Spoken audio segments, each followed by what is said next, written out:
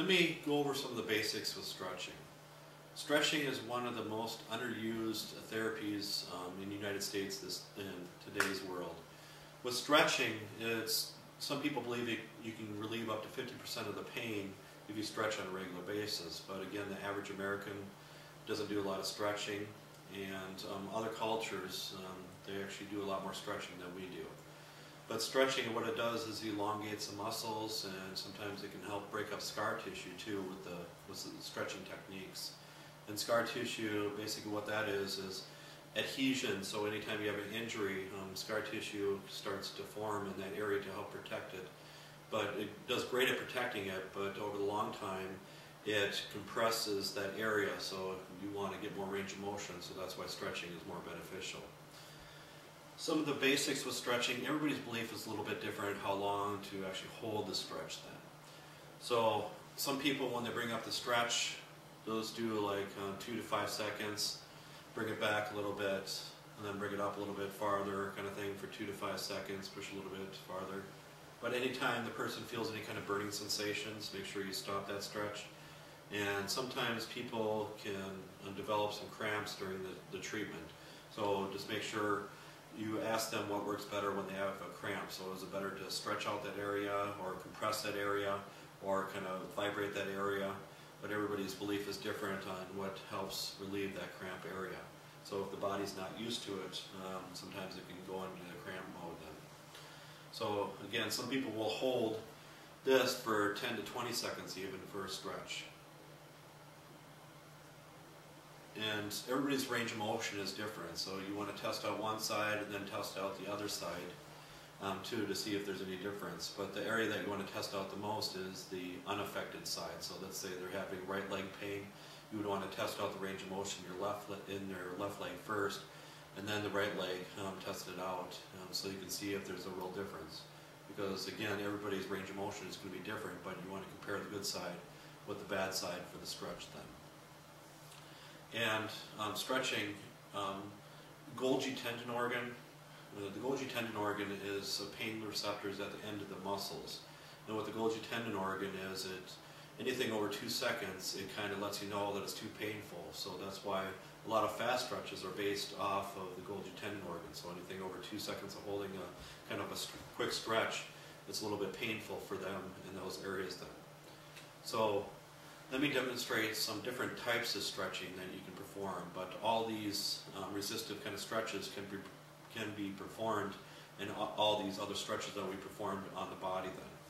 So what we're going to do first is PNF. It's called proprioceptive neuromuscular facilitation. So again, most people just say PNF. So with this one, people's belief is a little bit different too on how long to actually hold it, how much to actually resist. So it all depends on what the client is used to, how comfortable they are with it. So with the PNF, we're going to bring it up like this and have the client push against you for 5 to 10 seconds or so. So they're going to resist you.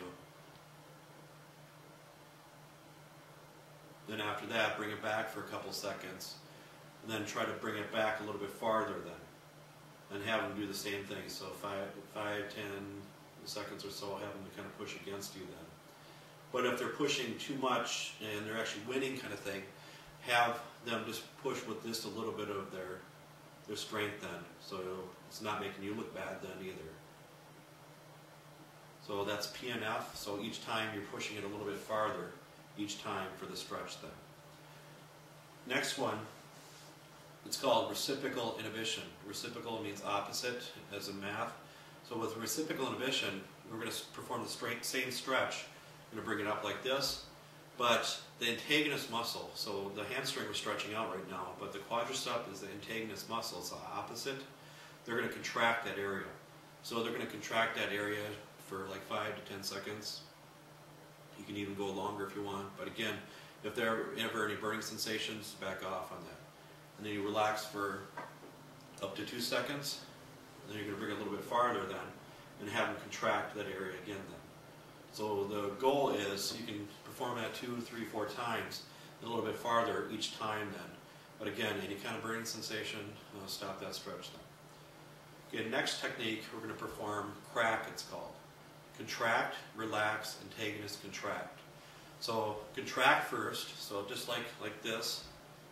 So just like in the PNF, so 7 to 10 seconds or so for resisting. And then relax it for 2. So contract, relax, and then the antagonist, we're going to bring it up and then push a little bit farther, and then they're going to, antagonist muscle, they're going to contract. So they're going to kind of bring it towards them. So you shouldn't feel any resistives. So it's basically PNF and then reciprocal inhibition. So again, PNF and then reciprocal inhibition. So just keep going back and forth then. So I'll demonstrate that. So again, they're going to resist, push against you for 5 to 10 seconds or so. And again, make sure you stop at the same time. So you tell them relax for 2 seconds, 1, 1,000, 2, 1,000. Bring them back a little bit farther, and then have them try to bring their quad to their body. So have them bring their leg to their body then. So 5 to 10 seconds or so. And then relax, bring it back a little bit farther, and again have them do the PNF then. So it's this back and forth with the crack then. So again, contract, relax, antagonist, contract.